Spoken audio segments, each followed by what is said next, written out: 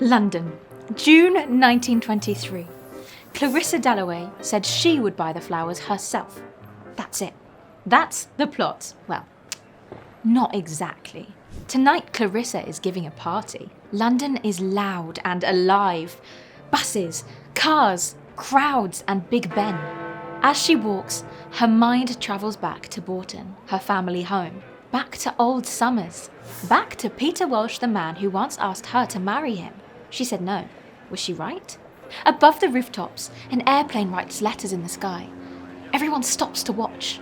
Somewhere else in the city, Septimus Warren Smith watches too. He fought in the war. Now he's not well. He sees things. He hears things. Two strangers. One day, one city. But how are Clarissa and Septimus connected? Open Mrs. Dalloway and let London, memories and time carry you to the party tonight.